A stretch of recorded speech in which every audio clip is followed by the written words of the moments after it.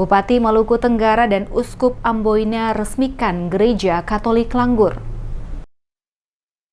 Bupati Maluku Tenggara Muhammad Taher Hanubun bersama Uskup Amboina Monsinyur Senongutra Projo pada Kamis 13 Juli 2023 meresmikan Gereja Katolik Santa Perawan Maria Hati Tak Bernoda Langgur yang dilanjutkan dengan pentabisan. Peresmian ini ditandai dengan penandatanganan prasasti oleh Bupati Maluku Tenggara Muhammad Taher Hanubun dan Uskup Amboina Monsinyur Senongutra Projo, yang dilanjutkan penekanan tombol sirine oleh Bupati Muhammad Taher Hanubun didampingi Uskup Senongutra, diiringi dengan melepaskan sejumlah burung merpati, balon gas, dan bunyi lonceng gereja. Selanjutnya dilaksanakan penyerahan kunci pintu Gereja Langgur dari Orang Kai Langgur HJS Dumatubun kepada Uskup Senongutra, dan sebelum pintu gereja dibuka, dilakukan pengguntingan pita oleh istri Bupati Maluku Tenggara Eva Hanubun,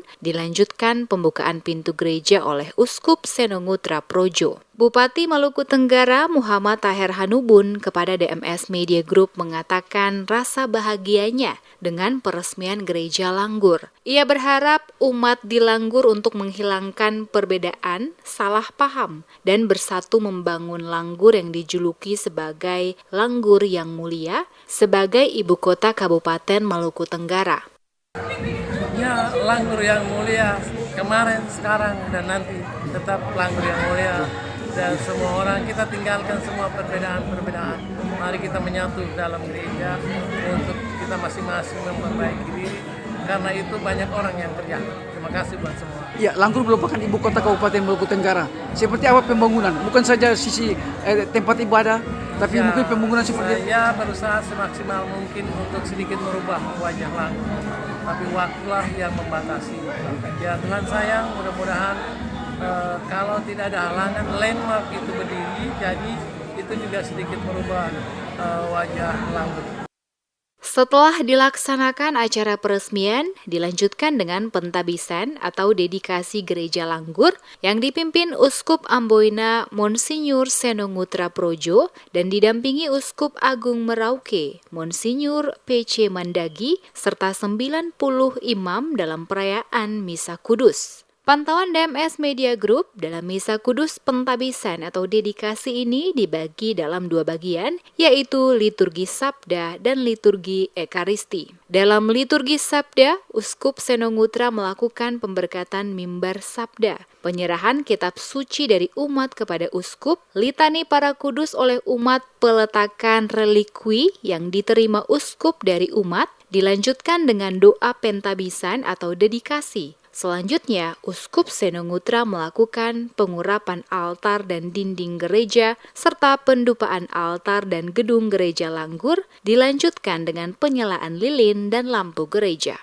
Sementara liturgi Sabda dilakukan persembahan doa syukur agung ketiga, komuni, dan Uskup Senongutra melakukan pemberkatan tabernakel, serta doa penutup dan pemberkatan oleh Uskup Senongutra, Uskup PC Mandagi, dan para imam. Uskup Senongutra Projo kepada DMS Media Group mengatakan pembangunan Gereja Langgur yang bagus dan megah yang baru saja diresmikan dan ditabiskan melambangkan cinta kasih Tuhan kepada umatnya. Uskup Senongutra mengajak kepada seluruh umat Langgur agar Gereja Langgur ini tidak boleh kosong saat ibadah setiap hari dan misa pada hari Minggu. Menurut Uskup Senongutra, apabila umat Langgur malas ke gereja, maka Gereja Langgur yang bagus dan megah ini tidak memiliki makna dan arti apapun. Selain itu juga, Uskup Senongutra meminta kepada umat Langgur untuk menghentikan segala perbedaan, permusuhan, konflik yang sering terjadi di Langgur,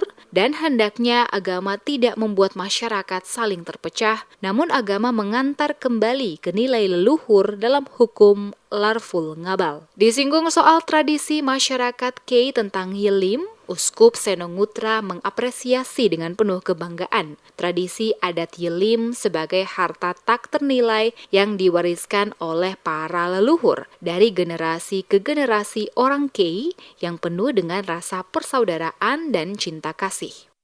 Secara umum, pentabisan gereja merupakan wujud nyata dari persatuan dan cinta umat kepada Tuhan, dan itu diungkapkan lewat pembangunan gereja. Tentunya di belakang itu pasti ada banyak orang baik yang membantu, baik dari donatur maupun dari pemerintah. Karena itu pantas peristiwa seperti ini bukan menjadi titik di mana ada kesombongan, ada keangkuhan, tetapi menjadi tanda syukur kepada Tuhan atas berkat Tuhan yang begitu luar biasa. Untuk tradisi Yelim, tradisi Yelim di Kei, seperti apa, Pak? Saya kira ini luar biasa dengan kehadiran, dengan pentabisan gereja Langgur, tapi juga gereja-gereja lain. Tapi tradisi itu lalu dihidup kembali, dan itu sesuatu harta yang tak ternilai dengan barang. Saya kira itu menjadi ungkapan bahwa sebenarnya orang Kei itu seperti itu harusnya.